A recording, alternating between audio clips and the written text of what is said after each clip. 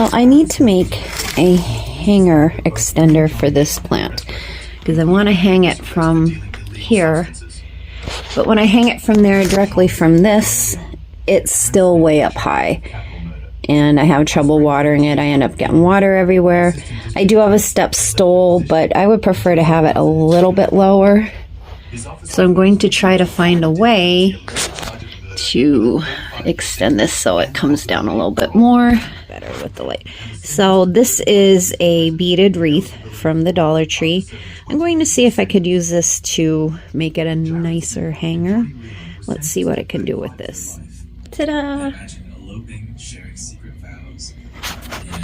And now I could reach this.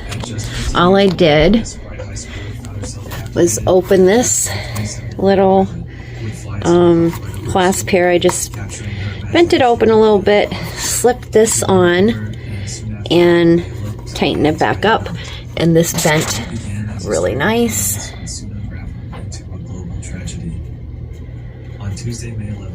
And if I want, I could probably decorate a little bit more, add some greenery to it, which maybe I'll do, pretty it up a little bit. But right now, it has met its purpose, and that was to make it lower for me to be able to water. And it cost me $1. I'll take it. Well, $1.25.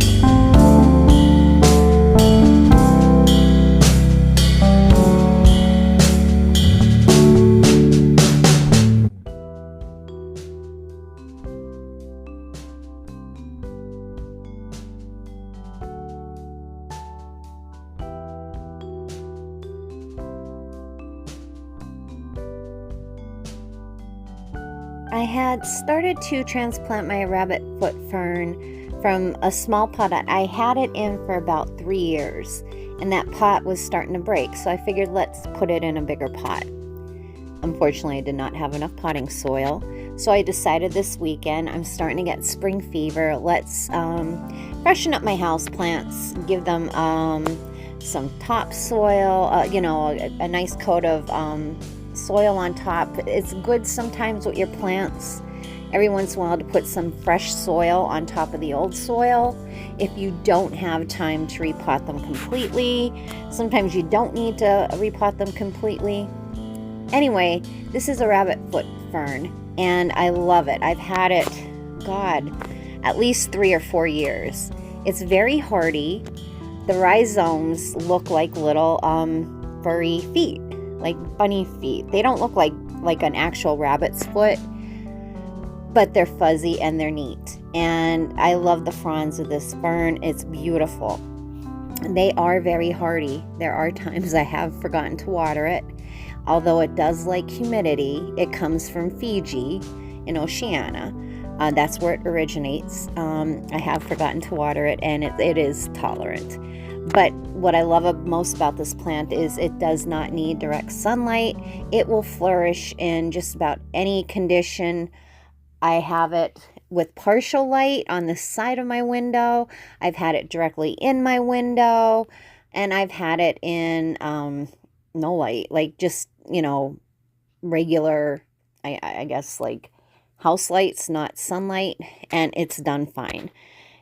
I did break a few of the rhizomes off when I was transplanting it, but I'm going to try and propagate it and see if I could grow some more because I really do enjoy this plant. It's a beautiful plant to have. It's pretty easy to care for. You could spray the the fern leaves with some mist. I water it once a week. I try not to overwater any of my plants. I tend to either not water them enough or I overwater them. I'm still learning. I love plants, but I'm still learning a lot. But I do find this one is easy to care for.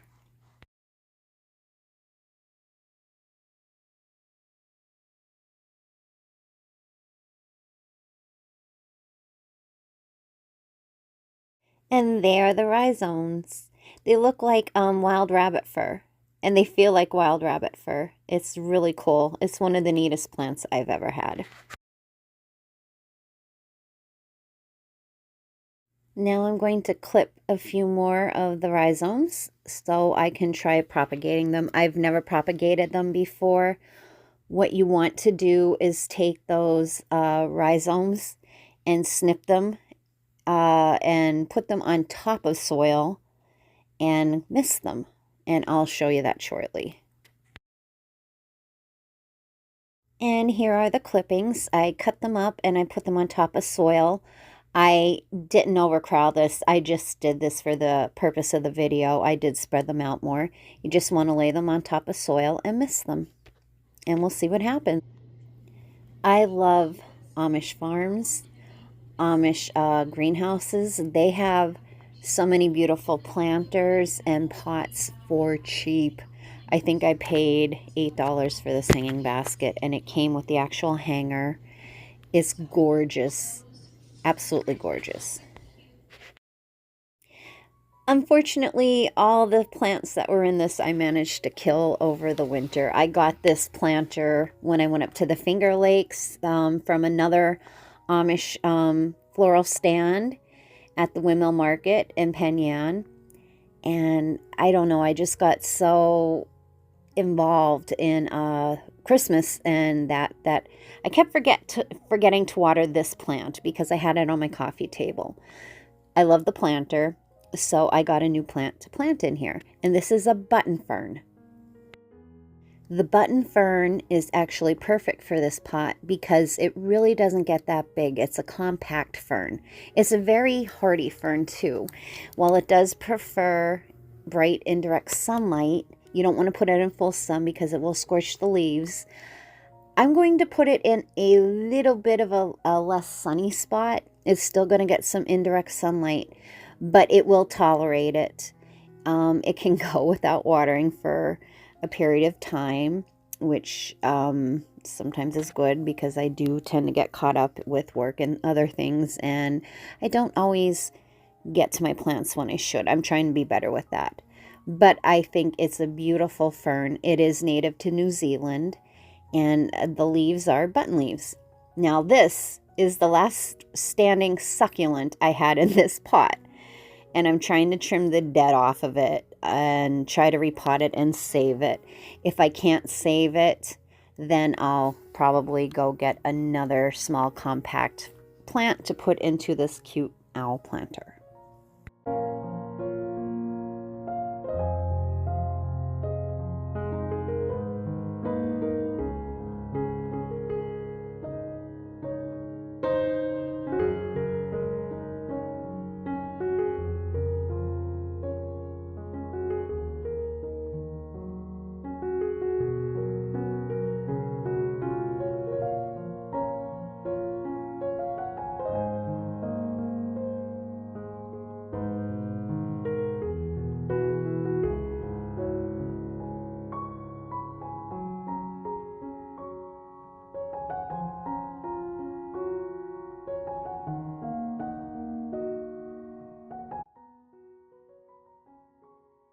The next plant I'm working on is the Bellis creeping fig.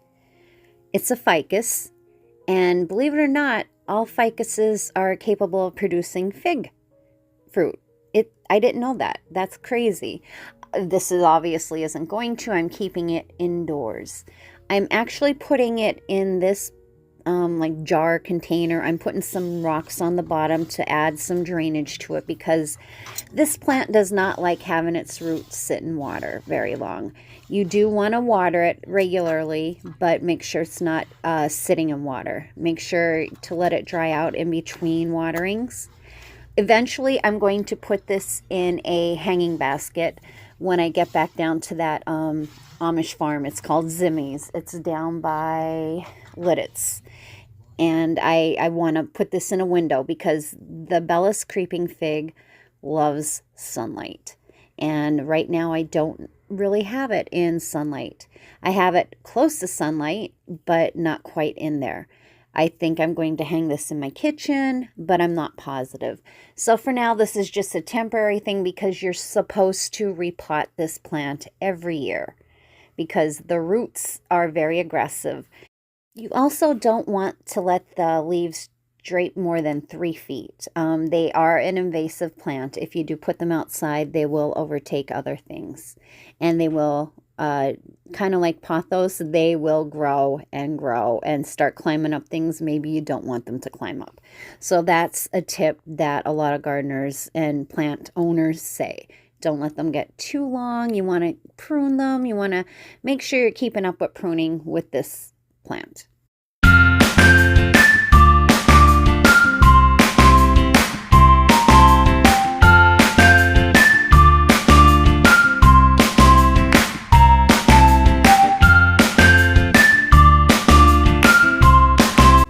Next up, we have the lemon button fern, which is a very hardy fern for growing indoors. It is a more miniature version of its older sibling, the Boston fern.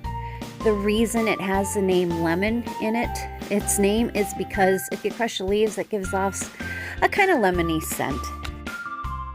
I had this growing with my creeping fig, but they started to overtake each other, so I decided to give each of them their own pot. Now, good news for you beginner houseplant lovers, this plant can tolerate neglect. We don't mean to neglect our plants, but sometimes life happens and things happen. The only thing you have to worry about with this fern is it needs a lot of moisture. It can tolerate low light, which is great. You could put it somewhere where you would like to have a plant, but there's not a lot of light. I'm going to put a layer of, this is like river rock I got at the Dollar Tree, but I figured not only does it look pretty, but it'll keep some of the moisture in the soil if I do forget to water it on a regular basis. But yes, you must water this more regular than your other houseplants.